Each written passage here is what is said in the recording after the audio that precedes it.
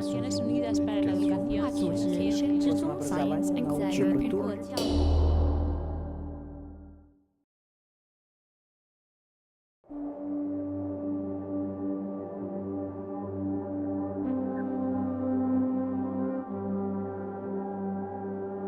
The history of humankind and nature are inextricably linked.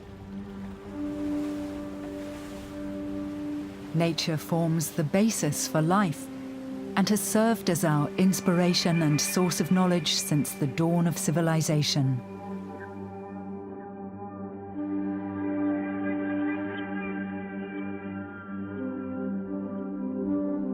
For thousands of years, we've passed down our knowledge from one generation to the next. And like a book without end, nature leads us constantly on to make new discoveries about life and about ourselves. Like nature, cultures are constantly changing. They emerge, then they flourish, only to disappear once more into oblivion. Scattered across the globe, astonishing examples can be found of both human creation and nature's transformative processes. They're part of our cultural and natural heritage. But time and again, human beings destroy themselves, their work, and the basis of their very lives. After the devastation of the Second World War, several states came together in unison. They shared the conviction that lasting peace could not be solely based on political and economic arrangements, but rather on the spiritual and moral solidarity of humankind. The great and terrible war which has now ended.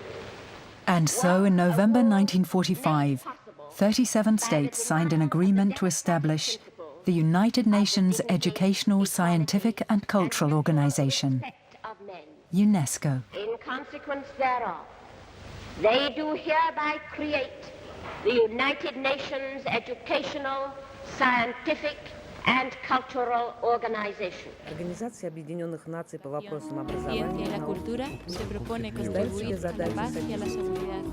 The joint rescue operation to save the Abu Simbel temples in Egypt that threatened to fall victim to the Aswan High Dam was an important step that led to the adoption of the World Heritage Convention. The aim of this international convention, which was adopted at UNESCO in 1972, is to recognize cultural and natural assets of outstanding universal value as belonging to the heritage of all humanity and to preserve them for future generations. And natural heritage of outstanding universal value. The central and revolutionary idea of the convention is to place this heritage in the care of all humankind, regardless of political, economic or religious divisions. Today, there are over 1,000 sites on the World Heritage List in more than 160 countries.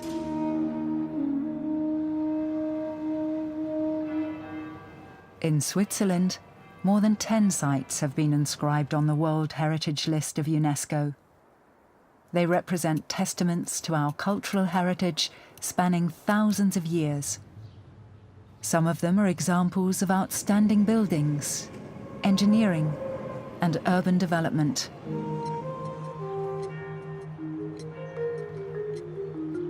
Some are World Heritage sites with extraordinary ecosystems and geological features. Through them, we have a unique opportunity to view the history of the world and how life has evolved over the centuries. They allow us to understand our past and to gather evidence about long-gone civilizations. And they astound us with the beauty created by both man and nature. All of these places are part of the natural and cultural history of our planet. Links in a chain connecting the past with the future. The notion of safeguarding and protecting the world heritage of all humankind remains a challenge that only we can meet. To make this idea reality, a collective, ongoing commitment is required. The legacy of humanity now lies in our hands.